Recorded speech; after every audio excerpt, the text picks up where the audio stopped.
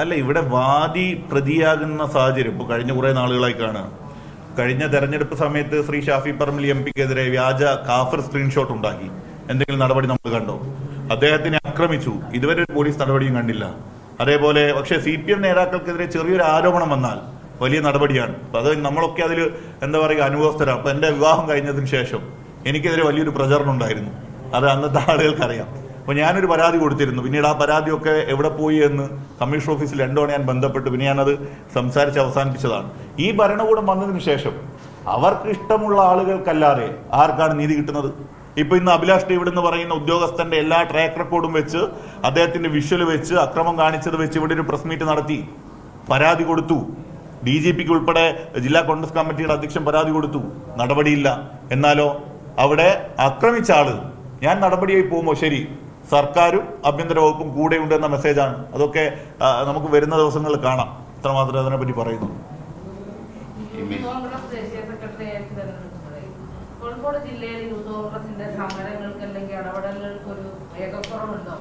പല മേഖലകളിലും സമരരംഗത്ത് ഡിവൈഎഫ്ഐ അത്ര പോലും യൂത്ത് കോൺഗ്രസിനെ കാണാത്തൊരു സാഹചര്യമുണ്ട്. ഇപ്പൊ ഫ്രഷ് കട്ട് സ്ഥലത്തുന്നു, ഇത്ര ജനകീയമായ ഒരു സമരം നടത്തുന്നു, അത്ര വലിയൊരു നാട്ടുകാർ വലിയൊരു ട്രോമയിൽ നിൽക്കുന്നു. അവിടെ ജനകീയ സമരങ്ങളൊന്നും യൂത്ത് കോൺഗ്രസ് കോൺഗ്രസിനെ എവിടെയും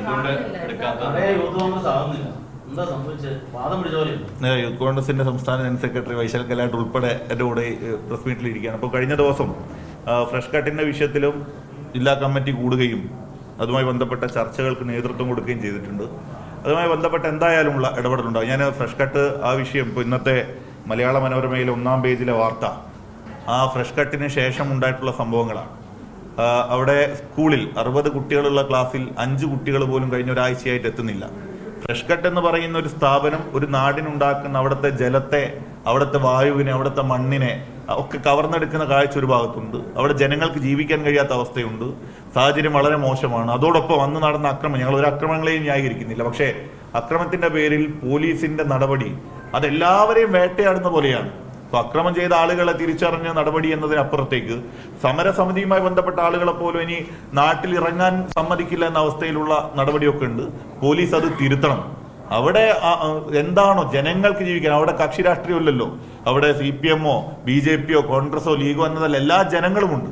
നമ്മൾ അവിടേക്ക് പോയാൽ നമ്മൾക്ക് മൂക്ക് പൊത്താതെ അതുവഴി പോകാൻ കഴിയാത്ത അവസ്ഥയാണ്. അപ്പൊ അതൊരു ജനകീയ വിഷയമാണ്. ആ ജനകീയ വിഷയത്തിൽ കോൺഗ്രസിന്റെ ഇടപെടൽ ബഹുമാനപ്പെട്ട DCC പ്രസിഡന്റും MP ഉൾപ്പെടെയുള്ള ആളുകൾ ഇന്ന് കളക്ടറേറ്റിൽ ആ യോഗമാണ്. യൂത്ത് കോൺഗ്രസ് അതുമായി ബന്ധപ്പെട്ട ചർച്ചകൾ നടത്തിയിട്ടുണ്ട്. അടുത്ത ദിവസങ്ങളിൽ തന്നെ അതുമായി ബന്ധപ്പെട്ട സംഘടനാ രീതിയിലേക്ക് യൂത്ത് കോൺഗ്രസും മുമ്പോട്ട് പോകും, സമരങ്ങളുമായി പോകും.